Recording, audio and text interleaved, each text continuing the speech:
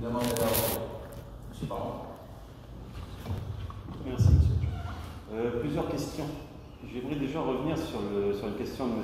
Berthelot lors de la commission qui s'interrogeait sur le coût de ces caméras. Il y a eu une première réponse, notamment sur l'investissement qui est maîtrisé. Par contre, on n'a pas du tout de réponse sur ce qui est du fonctionnement.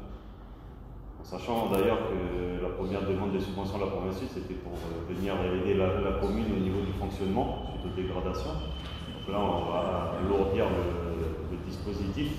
Parce qu'apparemment, il y a un coût de fonctionnement assez élevé au niveau des subventions de la province.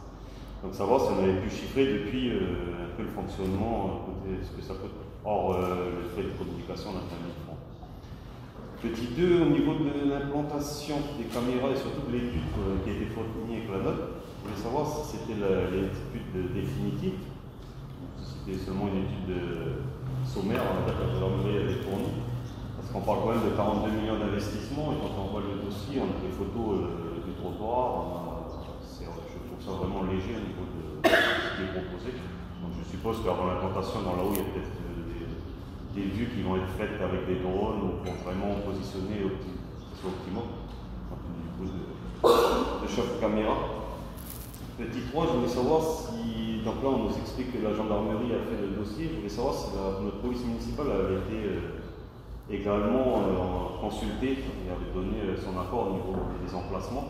Parce que pour moi, ça reste quand même les plus de terrain, on va dire, ça comme ça. C'est qu'ils seront plus à même de valider le demande. Et après, deux petites remarques, notamment sur le positionnement. Parce qu'à 3 millions la caméra, celle qui est en face de la gendarmerie pour surveiller la gendarmerie, c'est vraiment nécessaire. En sachant qu'il y en a 4 sur la ligne droite entre le rond-point du lycée et l'entrée à bord. Donc je pense que peut-être que les caméras qui servent à surveiller leur bâtiment suffiront. Celle-là, elle peut peut-être être déployée notamment sur la zone sud, par exemple à la Coulée, au niveau de la zone industrielle. Ça fait des années que les exploitants de la zone nous demandent d'avoir plus de caméras. Et voilà, c'était tout. J'ai fait le tour de mes questions. Je vous remercie.